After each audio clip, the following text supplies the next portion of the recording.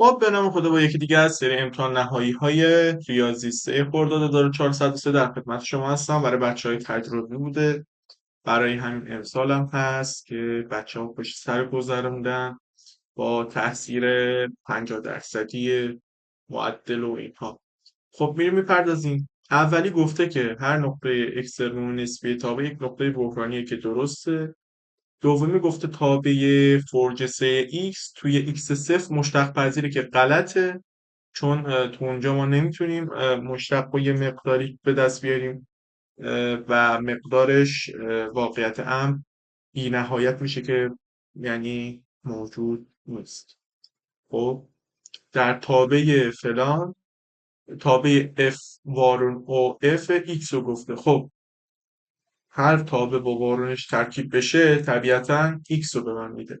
خب حالا x اینجا چیه؟ ورودی هایی که به f من میتونسته بیاد، که اینجا من میتونم بگم دامنه f هم بوده. خب دامنه f هم چیه؟ دامنه f هم میشه بزرگتر مساوی یک. اینجا هم همونو گفته، پس اینم درست. خب میرم برای سوال بعدی که جا خالی ها هستش و اینجا گفته که جای خالی رو با عبارت یا عدد مناسب کامل کنیم. خب من رنگ رو عوض کنم. خب گفته که یه همچین تابع درجه دویی دارم، تو این بازه اکیدا نزولیه. خب الان این تابع من، این سهمی من به این شکله طبیعتا، و وقتی میگه اکیدا نزولیه یعنی رو این شاخکش داره میچرخه تا رأس سر. خب منفی بی نهایتش که درسته، این شاخکش که این برای طولش که میشه همون رأس سهمی ما دیگه، که من به دست میارم منفی بی بر روی 2a. درسته، x سهمی من میشه منفی بی روی 2a که اینجا میشه 4 بر روی 2 که میاد 2. پس آی من مقدارش 2 هستش. خب مقدار عددی عبارت سینوس 15 در کوسینوس 15 رو خواسته. آقا من یه سینوس 30 درجه رو اگه نمیتونم بگم دو تا سینوس 15 در کوسینوس 15. خب الان یه تقسیم بر دو کن. تقسیم بر دو، این عبارتی که این ور به وجود میاد بعد از ساده کردن این دوها همین عبارت ما هستش، و این عبارتی که اینجا هست جوابش. خب سینوس 30 درجه در واقع یک دومه که تقسیم بر دو بشه، یک چهارم با میده که ما تو جا خالی یک چهارم می‌نویسیم. خب گفته اگه صفحه پی در یکی از موقعیت ها با مولد سطحی مخروطی موازی باشد و از رأس آن عبور نکند، شکل حاصله ما سهمیه که شما خودتون بهتر میدونید. این مورد رو بریم برای سوال بعدی که در مورد انتقالات و این هاست. خب آقا x3 رو که ما میدونیم یه تابعی هستش به این صورت. البته من یه کم بعد ممکنه بکشم، ولی یه حالت لربانندی داره. خب الان این دو تا برده راست و یکی برده بالا، درسته؟ خب وقتی این دوتا رو برده بالا یکی برده راست، من کافی همینو سر نمودارم انتقال بدم. خب من دو تا اینو اگه ببرم راست، من مخصوصا هم با این نقطه اینجاش کار دارم و اینو دو تا میبرم جلو، یکی میبرم بالا. خب اینجا میشه و لورمو حالا ممکنه یکم بد بکشم ولی در کل همچین شکلی میشه. حالا من میخوام یکم دقیق ترم بگم. الان من اینو برابر صفر قرار بدم، میشه منفی یک. x منهای دو من باید بشه منفی یک که دو رو میدم اون بر x هم میشه یک. خب من اینو میزنم نقطه یکم. بذارید پاک کنم دوباره درست بکشم.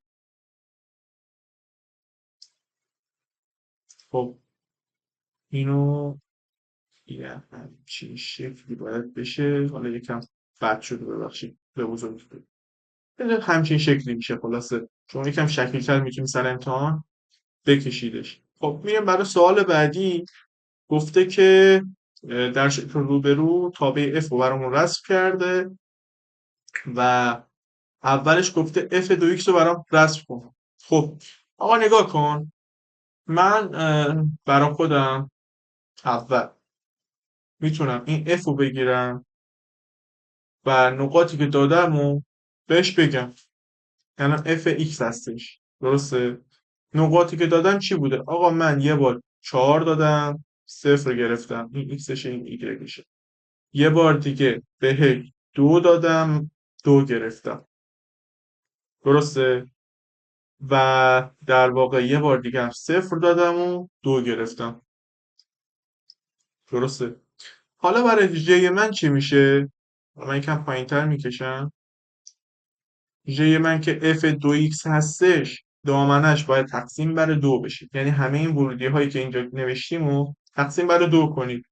بگید که 4 تقسیم بر 2 2 بدم صفر میگیرم، 2 تقسیم بر 2 1 1 بدم 2 میگیرم، صفر تقسیم بر 2 صفر بدم 2 میگیرم. خب با این دیتایی که الان دارید برای خودتون اون نمودار رو بکشید. چطوری؟ درسته باز میگم یک کمی شاید بد بشه، ولی دیگه شما به بزرگیتون ببخشید خودتون. حالا من اینجا میکشم، سعی میکنم خوب در بیاد. خب اول نقاط خودم رو معلوم کنم، 2 بدم صفر میگیرم دیگه، این نقطه یکی میشه.